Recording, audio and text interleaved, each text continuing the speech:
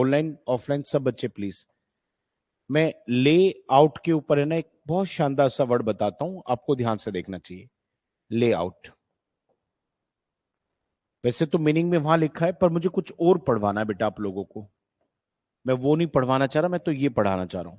बेटा देखो, लेआउट का मतलब ये भी होता है बेटा, जब हम चीजों को अरेंज करते हैं ना, जैसे बी लेड आउट इन, ले समथिंग आउट ऑन समथिंग, जैसे अच्छा छोड़ो ना, आपने कभी देखा होगा, अब किसी बुक शॉप पे जाओ, जब हम किसी बुक शॉप पे जाते हैं तो वहां पर क्या होता है, एक एक फ्लैट सी टेबल होती है या कुछ भी वो बिछा देते हैं, तो उस पर वो किताबें लगाते हैं।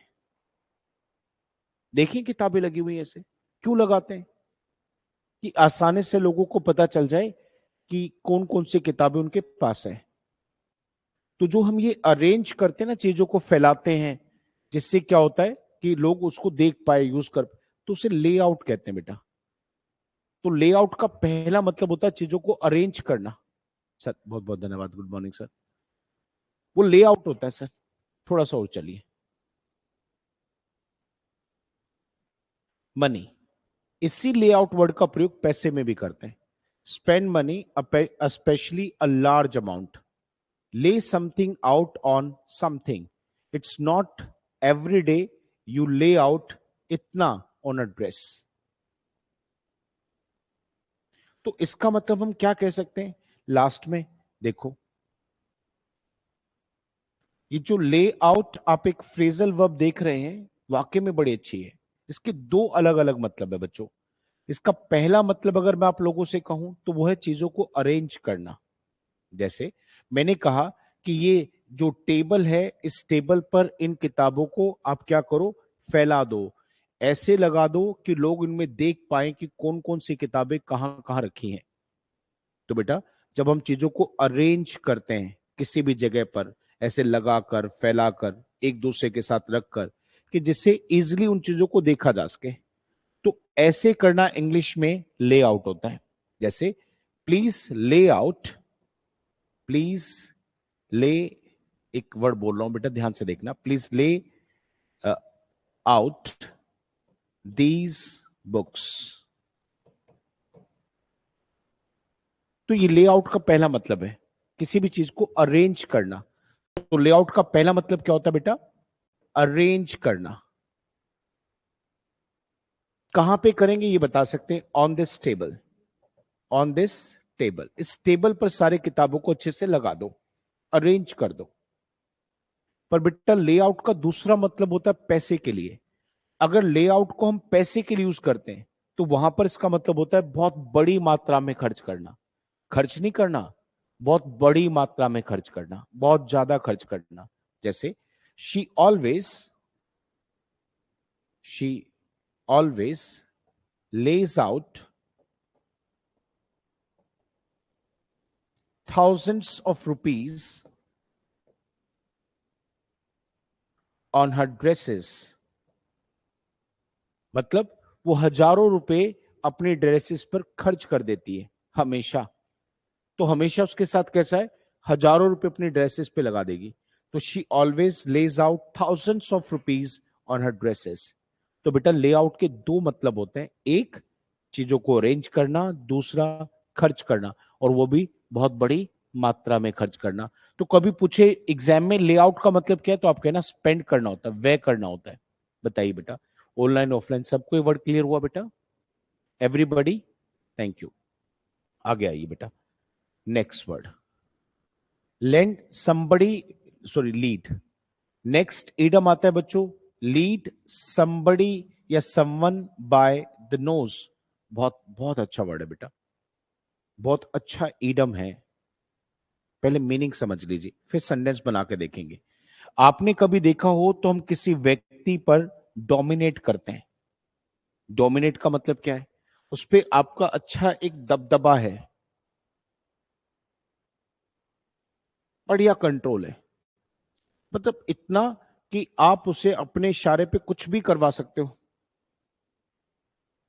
आपने देखा होगा ऐसा बहुत बार कि लोगों पे किसी का बहुत अच्छा कंट्रोल होता है। जैसे कोई परिवार के एक मुखिया होते हैं, उस परिवार में लोग होते हैं, तो उनका परिवार में इस तरीके का एक दबदबा है कि परिवार के लोग उनकी इच्छा या उनके जो डिसीजंस हैं उनके खिलाफ नहीं जाते। तो कहते हैं परिवार पे अच्छा खासा एक नकेल कस रखे, एक पूरा उनको मतलब ऐसे कंट्रोल में रख के बैठा है आदमी। वो अपेक्षा उससे मतलब एक और है, वो उससे दुखी भी है, क्या इतना ज्यादा स्ट्रिक्ट कैसे, ये तो अच्छा नहीं है। पर उस आदमी ने क्या कर रखा है, परिवार पे पूरा ऐसे नकेल कसने का काम कर रखा है। तो ऐसे जो नकेल कसने का काम होता है ना, उसे इंग्लिश में बोलते lead somebody bye the knows. That's को लीड समबडी, यानी कि पूर्ण नियंत्रण किसी पे होता है। जैसे कहते हैं शी, अब देखो कह रहे she leads me, she leads me by the knows.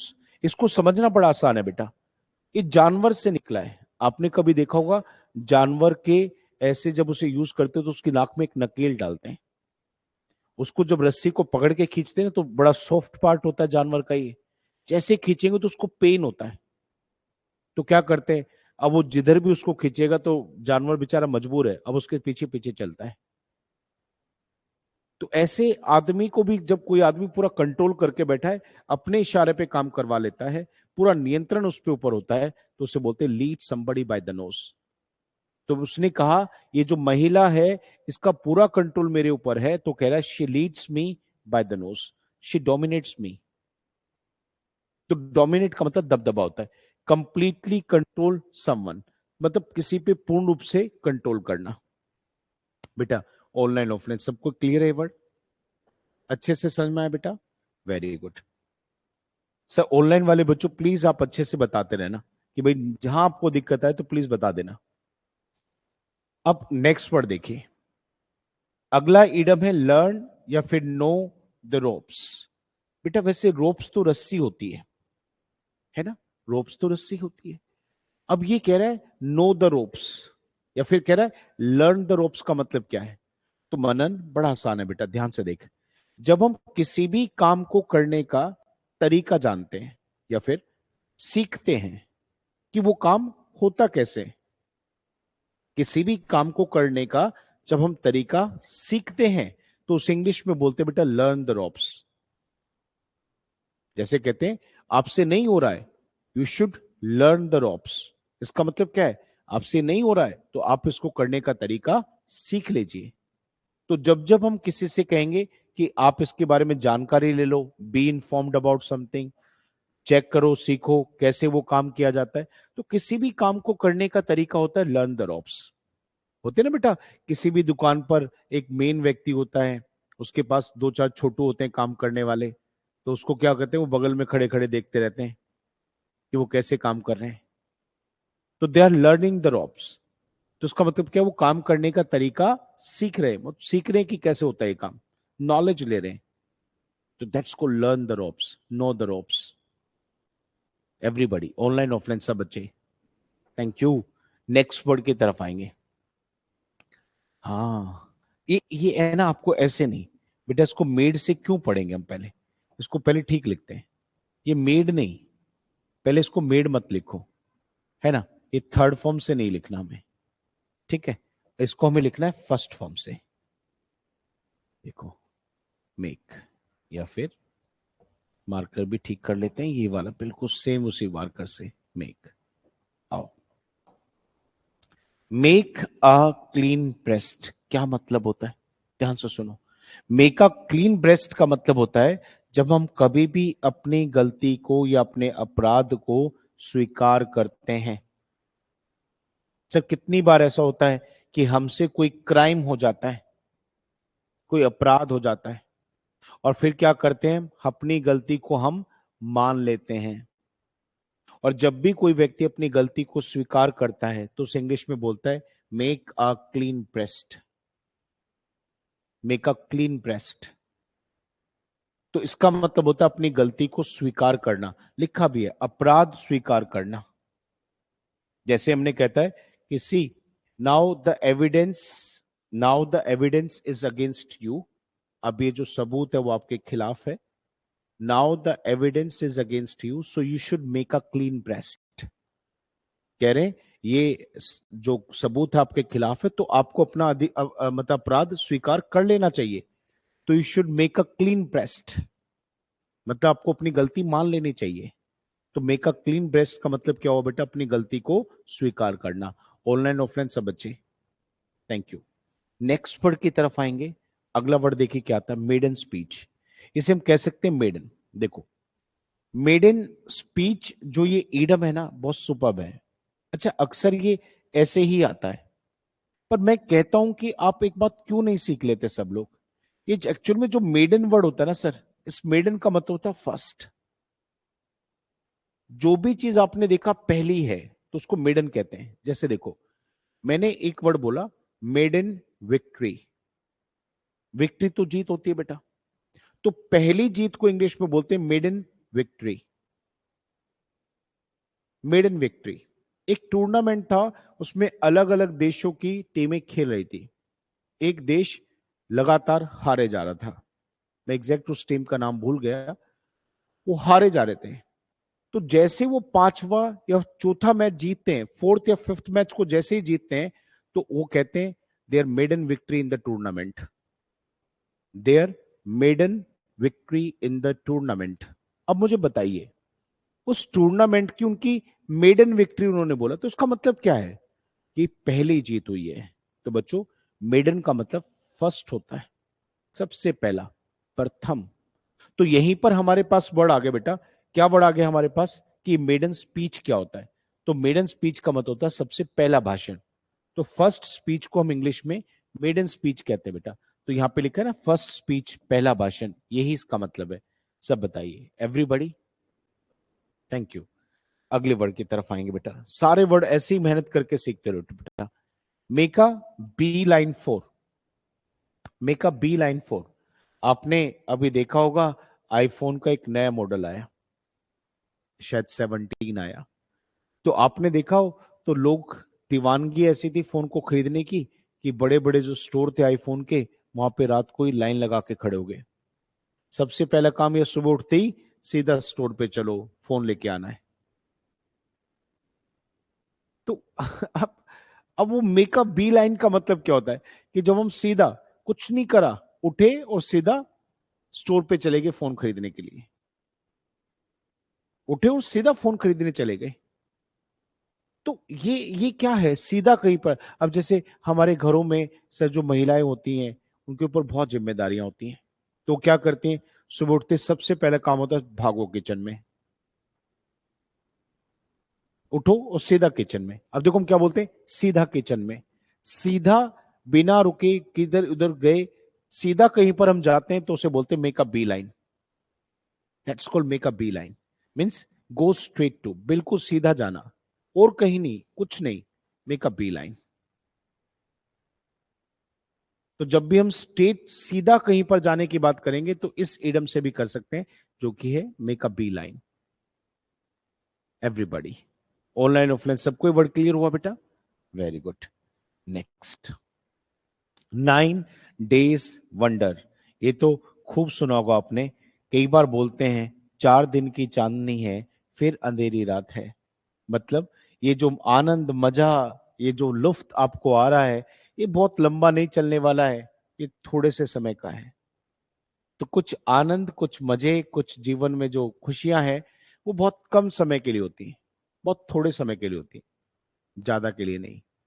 तो जिसे हिंदी में हम कह रहे हैं 4 दिन की चांदनी है फिर अंधेरी रात है, इसका मतलब इस बात से, इस लाइनों से हम ये कह रहे हैं कि देखिए ज्यादा खुशी मत मनाइए, क्योंकि लंबी चलने वाली नहीं है। तो ऐसे आनंद बहुत, जो कुछ समय के लिए होते हैं, तो उसे इंग्लिश में बोलते हैं 9 डेज वंडर। क्या बोलते हैं? 9 डेज वंडर। मेरे साथ बोलिए, इट्स अ 9 डेज वंडर। कभी भी कहते हैं ये ज्यादा नहीं टिकेगा, ये कुछ ही दिन की खुशी है, ये खुद छोटी खुशी है। It's a 9 days wonder. क्या सबको 9 डेज वंडर ऑनलाइन ऑफलाइन समझ में आया? थैंक यू जी, बहुत बहुत धन्यवाद। आगे की तरफ आएंगे। नेक्स्ट वर्ड हमारे पास देखिए क्या है, not fit to hold a candle. Not fit to hold a candle, ये एक ईडम होता है। कब आता है बेटा? जब हम किसी की तुलना करते हैं, और तुलना में ये कहना चाहते हैं कि यार इसकी तो कोई से तुलना भी नहीं है। मतलब आप कंपैरिजन में देखते हैं तो वो उसके सामने कुछ भी नहीं है। कह रहे हैं वो तुलना में, कंपैरिजन में उसके सामने कुछ भी नहीं है, तो उसे इंग्लिश में बोलते हैं not fit to hold a candle. अब जैसे मैं एक छोटा सा एग्जांपल बताता हूं, मैंने अखबार में छपाई। एक्चुअल में क्या हुआ, जब बिहार के इलेक्शन चल रहे थे तो वहां पे कांग्रेस पार्टी के एक व्यक्ति ने पूछा कि क्या राहुल गांधी जी जो तेजस्वी यादव हैं उनसे कुछ सीख कर उनको, तो उन्होंने, कांग्रेस के पुराने नेता थे, उन्होंने एक बयान दे दिया जिससे कुछ दिन तक वहां पे बड़ा रहा कि यार अब देखो उन्होंने कहा राहुल गांधी जी बहुत बड़े नेता हैं, तेजस्वी यादव उनके सामने नहीं टिकते हैं। तो आप उनका कंपैरिजन मत कीजिए, वो एक केवल क्षेत्र की राजनीति जानते हैं, वो पूरे भारत की राजनीति कर लेते हैं। तो अखबारों ने, इंग्लिश के अखबार में शायद टाइम्स ऑफ इंडिया था, उसने छाप दिया कि मतलब बोला उन्होंने वहां पे, veteran politician of the Congress party claims that Tejashwi Yadav does not fit to hold a candle. इसका मतलब वो क्या कह रहे हैं कि उनके सामने वो टिकते भी नहीं है। Does not fit to hold a candle, तो जब कहते हैं उनकी उनसे कोई तुलना ही नहीं है यार, जब कहते हैं ना उनका उनसे तो कोई कंपैरिजन ही नहीं है, तो जब ऐसे कह रहा हूं कि उनका तो कंपैरिजन ही नहीं है, तो नॉट फिट टू, बेटा बोलो not fit to hold a candle. समझ में आया बेटा? अच्छे से क्लियर हुआ? हाँ बहुत बढ़िया, आगे आइए ना राजा बेटा। नेक्स्ट वर्ड आता है ऑफ द फर्स्ट वाटर। क्या वर्ड है यार, ऑफ द फर्स्ट वाटर, कितना शानदार इडम है, बहुत बोलते हैं लोग। सुनिए ना क्या होता है, जब कोई भी चीज बेस्ट क्वालिटी की है सर, बेस्ट लिखा ना, ऑफ द बेस्ट क्वालिटी, उसे इंग्लिश में बोलते हैं ऑफ द फर्स्ट वाटर। उत्तम गुणवत्ता की कोई चीज हो बेटा, उत्तम गुणवत्ता की कोई चीज है तो उसे बोलते हैं क्या, of the first water, best quality है। ऐसा अक्सर बोलते रहते हैं यार, बेस्ट है ये, इससे क्या बढ़िया हो सकता है, of the first water, best quality. तो ये वर्ड हम याद रखना है, जब भी बेस्ट कहना है तो इस तरीके के शब्द से कहना है। आगे आता है ऑफ एंड ऑन, या फिर on end of. Of and on end of दिनचर्या में यूज होने वाला एक ऐसा इडम जो आपको आना ही चाहिए।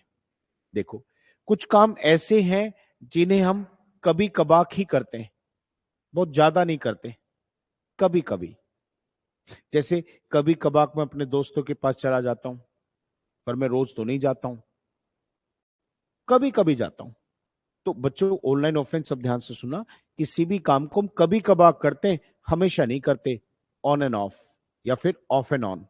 जैसे मैं बोल के दिखा रहा हूं, I go to my friends, मैं अपने दोस्तों के पास जाता हूं, I go to my friends off and on, या फिर ऑन एंड ऑफ। कभी कभार करने वाले काम को समटाइम्स भी वर्ड आपने पढ़ा है, I sometimes go to my friends. तो मैं कह रहा हूं समटाइम्स की जगह मनीष जी आप ऑन एंड ऑफ या फिर ऑफ एंड ऑन भी कह सकते हैं। ये बात सबको याद रखनी चाहिए, एवरीबॉडी। थैंक यू बेटा, ऐसे ही याद रखना है इसको। नेक्स्ट, सब लिखते चलना बेटा। ऑफ द हुक, क्या ईडम है यार, जबरदस्त। ऑफ द हुक वर्ड हमें कब लगाना चाहिए बेटा, जब कभी भी हम समस्या से या परेशानी से बाहर आ चुके हैं। कई बार होता है ना, आदमी प्रॉब्लम में चल रहा है, इसके लिए इंग्लिश में बहुत प्यारे इडम है, in hot water. In hot water, समस्या में होना। इन डीप वाटर, इन डीप वाटर, समस्या में होना। इन पिकल, समस्या में होना। और अगर वो समस्या चॉइस की हो जाए, दुविधा हो जाती है, ये करूं या ये करूं, तो फिर बोलते in a fix. In a fix, choice नहीं कर पा रहे तो इन a dilemma, in a fix, in अ क्वेंड्री। और मुसीबत में है तो in hot water, in deep water, in pickle. और वहीं पर जब कोई व्यक्ति परेशानी से बाहर निकल चुका है, अब समस्या बची ही नहीं है, तो ऑफ द हुक। जैसे now I am, now I am of the hook, अब तो समस्या ही नहीं बची।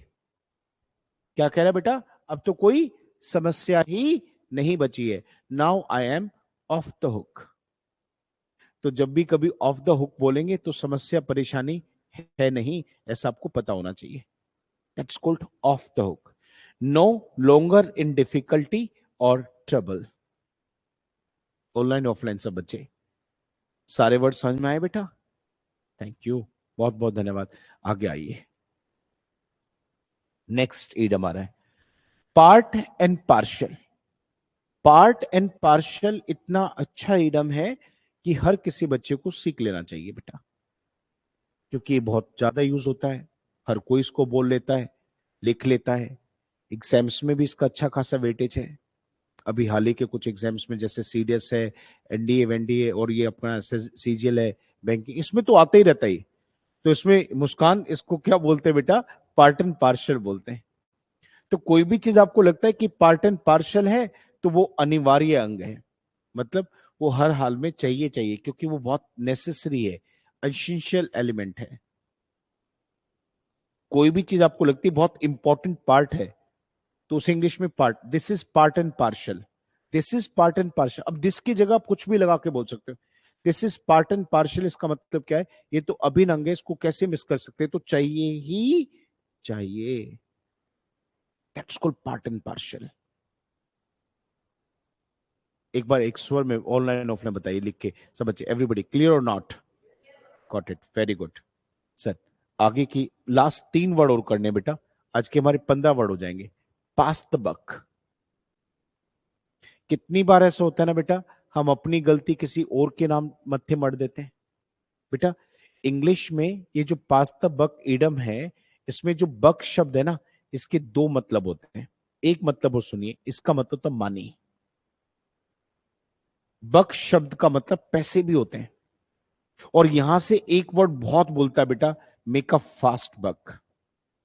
मेक अ फास्ट बक, दबा के पैसे कमा रहा है। तो जब कोई व्यक्ति बहुत तेजी से पैसे कमा रहा है, खूब पैसे कमा रहा है, बड़ी तेजी से कमा रहा है, make a fast buck, his making a fast buck these days. आजकल तो भाई साहब की चांदी हो रखी है। अब कभी कहते हैं किसी को, है बेटा मुस्कान की चांदी हो रही है, तो उसका मतलब क्या? खूब आ रहे हैं पैसे। तो these days he is making a fast buck. आजकल तो भाई साहब पूछो मत, खूब कमाई कर रहा है। तो बक का एक मतलब होता है पैसा, और इसी बक शब्द का दूसरा मतलब होता है अपनी गलती किसी और के नाम लगा दें। मुझे एक समय, एक बार एक दिन की घटना याद आती है। मेरे 2 बेटे हैं, छोटे वाला जो है उसे घर में उसका निक नेम है लड्डू। तो उसने क्या हो गया, उससे गलती से टेबल पे पानी का ग्लास गिर गया, पानी पानी हो गया। अब उसको लगा मम्मी डांटेगी। भाई साहब क्या करता है, उठा और किचन में भागता हो गया। उसका भाई उसके बगल में खाना खा रहा, वो भी खा रहा था। भाग के किचन में गया, बोले मम्मी, अब देखो नहीं कहता, वो देखो कहता है, देखो। तो लिपसिंग करता है। तो उसकी मदर कहती क्या हुआ? भानु भैया ने पानी गिरा दिया। अब भानु की बिट ऐसे रोटी थी, और मुझे कहते पापा जी, मैंने कहा लड्डू इधर आ। अब देखो उसने क्या करा, गलती खुद करी और नाम अभिनव के लगा दिया। तो ऐसे जब अपनी गलती किसी दूसरे के मत्थे मढ़ते हैं, अपराध करके किसी और को दोषी ठहराते हैं, तो उसे बोलते हैं इंग्लिश में make up, sorry pass the buck. Pass the buck, तो ही पास्ट द बक, अपनी गलती किसी दूसरे के नाम लगाना। तो बेटा बक के दोनों वर्ड आपको आने चाहिए, मेक अ फास्ट बक, दबा के पैसे कमाना, और ये वाला वर्ड। Thank you. सबको ऑनलाइन ऑफलाइन सबको क्लियर बेटा? That's good sir. अगले वर्ड की तरफ आते हैं। नेक्स्ट वर्ड है पिन मनी। ये जो पिन मनी है, मतलब मैं ध्यान से सुना बेटा, ये जो पिन मनी होता है ना, ये महिलाओं के लिए होता है। कोई लड़के को अपने लिए पिन मनी वर्ड यूज नहीं करना, किसी मेल को नहीं करना, फीमेल को करते हैं, फीमेल के लिए आता है पिन मनी। मनी तो पता है पैसा होता है, पिन मनी का मतलब क्या होता है? ये एक किस्म का ऐसा खर्चा होता है, अलाउंस होता है, जो दिया जाता है, खर्चा जो एक महिला को दिया जाता है उसके खर्चों के लिए। तो आपने देखा अब जैसे महिलाएं हाउसवाइफ होती हैं, बहुत सारी, वो जॉब नहीं करती हैं, तो कहते हैं भाई, घर में कहते हैं भाई हम भी काम करते हैं, हमारा भी तो कुछ बनता होगा। तो बहुत सारी फैमिलीज में क्या होता है कि वो एक अमाउंट होता है पैसे का, वो हर महिला को उनके पति देते हैं, भाई मेरे पैसे दो, बोल देते हैं मेरे पैसे दो। तो वो एक किस्म की वो जो जेब खर्ची होती है, भाई मेरे भी अपने खर्च है, मैं जॉब वॉब तो करती नहीं, तो कौन देगा, आप ही तो दोगे मुझे। तो वो पैसे जो हस्बैंड के द्वारा दिए जाते हैं उसकी पत्नी को उसकी खर्चों के लिए, उसे इंग्लिश में पिन मनी कहते हैं। जैसे बोलते हैं do you get pin money, कि आपको जेब खर्ची के लिए पैसे मिलते हैं, do you get pin money. एक महिला दूसरी महिला से पूछ सकती है बात, एक महिला से पूछा जा सकता है, do you get pin money. तो पिन मनी होता है वो, जो एक महिला को मिलता है जेब खर्ची के लिए। किस क्लास में बैठे सब बच्चों को पिन मनी वर्ड समझ में आया? Everybody, that's good. आज का आखिरी वर्ड पढ़ने जा रहे हैं, नास। रेनिंग कैट्स एंड डॉग्स, तो उसमें कुत्ते और बिल्ली की बारिश नहीं हो रही है कि आसमान से कुत्ते बिल्ली टपक रहे हैं, नहीं। ट्रांसलेशन करेंगे तो हो सकता है ऐसा कुछ आ जाए कि रेनिंग कैट्स एंड डॉग, कुत्ते बिल्ली नहीं। यहां कुत्ते बिल्ली लिखे हैं पर इनका मतलब कुत्ते बिल्ली नहीं है। तो क्या है इसका मतलब? जब हम कभी भी कहते हैं आज तो भाई साहब मूसलाधार बारिश हो रही है, मतलब बड़ी तेज बारिश हो रही है, तो जो मूसलाधार बारिश होती है ना उसे इंग्लिश में बोलते हैं rain cats and dogs. Raining extremely heavy, मूसलाधार बारिश होना। जैसे आपने कहा भाई साहब हमारे यहाँ तो बड़ी तेज बारिश हो रही है इस समय, तो it's raining cats and dogs right now here. तो it's raining cats and dogs, है ना, तो इसका मतलब बहुत तेज बारिश हो रही है। अच्छा, इसी को दूसरे शब्दों में हम कह सकते हैं it's pouring, it is pouring. Pouring का मतलब भी होता है बहुत तेज बारिश चल रही है। आप और बोल सकते हैं it is bucketing down, it's bucketing down. जैसे बाल्टी भर भर के ऊपर भगवान जी ऐसे गिरा रहे हो, भर भर के बाल्टी, इतनी तेज बारिश हो रही है, इट्स बकेटिंग डाउन। तीन वर्ड तो बहुत बहुत ज्यादा इंग्लिश में यूज होते हैं। कौन कौन से बेटा? एक तो बकेट डाउन, एक पॉर, और एक क्या? Raining cats and dogs. ये तीनों वर्ड इडम के बहुत अच्छे थे बेटा। प्लीज ऑनलाइन ऑफलाइन सब बच्चे, तेज बारिश के लिए इंग्लिश में कौन सा वर्ड यूज होते हैं पता चले, कॉमन होने वाले। जी थैंक यू। आज के वर्ड सबको समझ में आए?